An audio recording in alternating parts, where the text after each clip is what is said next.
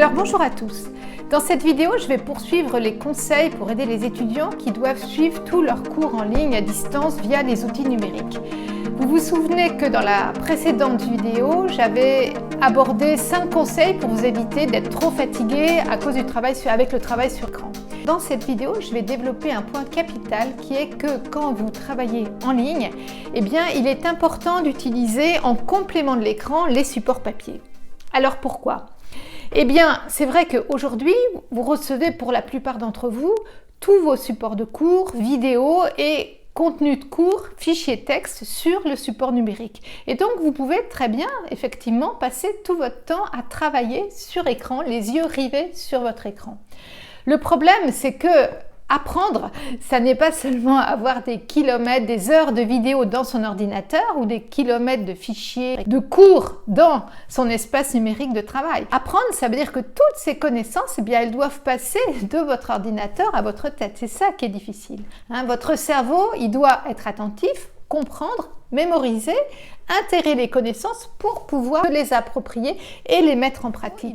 Et ce travail, le cerveau le fera d'autant plus facilement que vous pourrez varier les supports.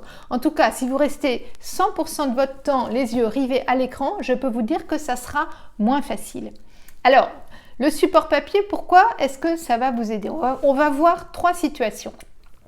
Première situation, vous assistez à un cours, que ce soit un cours vidéo, que ce soit en live ou en replay. Dans cette situation, moi, je vous conseille tout simplement de prendre des notes et des notes manuscrites. Vous savez que le stylo existe toujours et que prendre des notes pendant que vous suivez votre cours en ligne, ça va vous aider encore plus qu'en présentiel. Pourquoi ? Ça va vous aider sur 3 points. D'abord, ça va aider à canaliser votre attention. Déjà en présentiel, le fait de prendre des notes, vous l'avez sans doute remarqué, ça vous aide à éviter les distractions, la dispersion. Quand vous êtes chez vous à suivre votre cours, je dirais que les tentations sont encore plus grandes parce que si le cours est difficile, voire un peu ennuyeux, vous pouvez être tenté évidemment d'aller lire vos mails, d'aller sur Internet ou bien tout simplement de vous mettre complètement à décrocher et à rêver. Si vous prenez des notes, quelque part, vous avez un support et vous pouvez toujours revenir à vos notes. Ça vous aide à rester branché quelque part sur le fil du cours. Deuxième avantage de la prise de notes quand on travaille sur écran, c'est que ça limite aussi la fatigue. Vous savez que fixer son écran pendant de longues minutes et pendant des heures, ça induit une fatigue du fait de la lumière qui vient de l'écran. Alors que si vous plongez votre regard sur un support papier, certes, il y a aussi une fatigue, une tension oculaire, mais ça n'est pas exactement la même. Et donc, quelque part, ça va reposer aussi votre regard. Et puis, troisième avantage des notes manuscrites, c'est que ça anticipe l'apprentissage, la mémorisation. Quand vous prenez des notes, vous faites déjà une première organisation des connaissances. Vous savez que chacun prend des notes d'une façon différente, en fonction de la façon dont notre cerveau va intégrer et comprendre les connaissances. Donc certains vont aimer prendre des notes très visuelles, d'autres vont aimer faire apparaître le plan, la structure du cours de manière très claire, très nette, avec des paragraphes, des numérotations. Et puis d'autres encore vont avoir une mémoire plus verbale et vont être beaucoup plus aidés par des notes où on écrit des phrases complètes. Donc ça, c'est à chacun de voir. En tout cas, quand vous prenez vous-même vos notes au fur et à mesure du cours, quelque part, vous gagnez du temps parce que vous organisez déjà les connaissances, vous les traduisez déjà dans votre langue de cerveau, si on peut dire, et donc vous facilitez l'apprentissage. Voilà. Parce que la deuxième situation dont je voudrais vous parler, c'est l'apprentissage. Il ne suffit pas d'avoir assisté à un cours, vous savez bien, il faut l'apprendre. Alors là encore, vous pouvez très bien rester les yeux fixés sur votre écran, balayer tous vos cours et puis vous dire que ça va bien finir par rentrer. Moi, je peux vous dire que vous avez tout intérêt pour justement faciliter la mémorisation et la compréhension, qui sont quand même les 2 piliers, compréhension, mémorisation, les 2 piliers de l'apprentissage. Vous avez tout intérêt à travailler là encore sur des supports papier. Vous avez certes recueilli sur écran les informations, le cours, ensuite il y a un temps de recul où vous vous appropriez, où vous allez passer en revue ce cours et l'apprendre. Donc là, moi je vous conseille d'utiliser vos notes manuscrites si vous en avez, vos polycopiés de cours. Je vous conseille si vous n'avez pas de polycopier de cours, eh ben d'imprimer. Vous recevez beaucoup de fichiers texte dans vos espaces numériques de travail, mais il faut imprimer. Je sais bien que beaucoup d'entre vous, vous souhaitez économiser le papier et l'encre, c'est vrai, mais il y a des tas d'astuces. On peut imprimer en mode brouillon, on peut imprimer en recto verso, on peut utiliser des feuilles brouillon.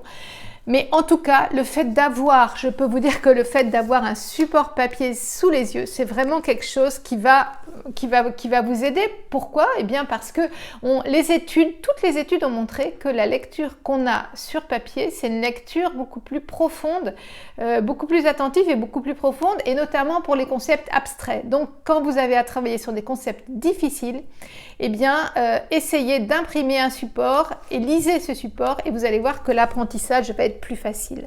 Le support papier, ça aussi a un avantage, c'est que vous pouvez l'annoter, hein, vous pouvez souligner, vous pouvez encadrer, vous pouvez aussi faire vos propres supports, hein, vous pouvez refaire des fiches cartonnées. Les fiches cartonnées, c'est toujours utile, hein, même si évidemment vous pouvez avoir sur internet des fiches très bien faites, mais ça ne sera pas les vôtres. Vous pouvez aussi créer vos mind maps. Une mind map, vous savez, c'est une carte mentale qui permet de schématiser un cours, de synthétiser un cours, hein, de manière très visuelle, en indiquant les concepts dans des grosses bulles et avec des flèches, la façon dont on les relie entre eux. C'est un outil extrêmement précieux pour synthétiser un cours et pour faire avancer la compréhension et pour s'approprier les connaissances. Donc, c'est vraiment à favoriser.